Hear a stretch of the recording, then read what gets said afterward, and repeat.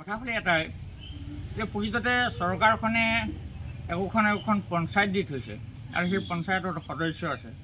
যদি প্ৰকৃততে কোনোবাই আৰ ঘৰ বা জহ ৰোজগাৰ ঘৰ, প্ৰধানমন্ত্ৰী ৰোজগাৰ ঘৰ যদি পাবলগীয়া হয়, অন্ততঃ সেই সদস্যখিনিয়ে বা সভাপতিয়ে নিজে আহি পেলাই জেগাটো পৰিদৰ্শন কৰি পেলাই ঘৰখিনি দিলে আমি নথৈ আনন্দিত।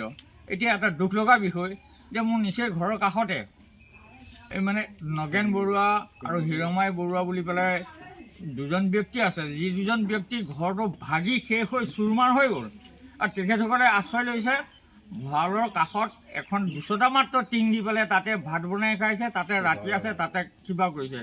মোৰ দুই চকুৰে সৈতে পানী ওলাই গৈছে, ক'বলৈ বাকী নাই। এনেকুৱা দুখ আৰু জীৱনত দেখা নাইকিয়া।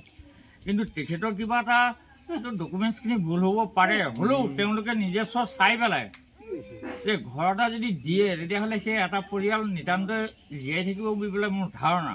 যদি সেইটোকে নকৰে তেতিয়াহ'লে এই চৰকাৰখনৰ আণ্ডাৰত যিখিনি মানুহ চলি আছে, যি পঞ্চায়ত চলি আছে, যি সদস্য চলি আছে, বা সেই সদস্য ভিত্তিত যিখিনি তেওঁলোকৰ বৰ্ড আছে, সেই বৰ্ডৰ মানুহখিনিয়ে যদি সেই দুখীয়া পৰ্যায়ৰ মানুহখিনিক অকণমান সহায় নকৰে তেতিয়াহ'লে অন্ততঃ মই ভাবিছোঁ যে চৰকাৰখন ৰক্ষাৰ কাৰণে তেখেতসকলে অকল ভোটটোৰ কাৰণেহে বাঞ্ছা কৰিছে নেকি, বাকী এইখিনি বাঞ্ছা কৰা নাই। যে প্ৰকৃততে মানুহক উপকাৰ কৰাটোৱেই হ'ল মানৱৰ ধৰ্ম। যদি সেই ধৰ্মটোকে তেওঁলোকে বিচাৰি নাপায় তেতিয়াহ'লে মানুহ জীয়াই থকাটো অকণমান টান হৈ পৰিছে।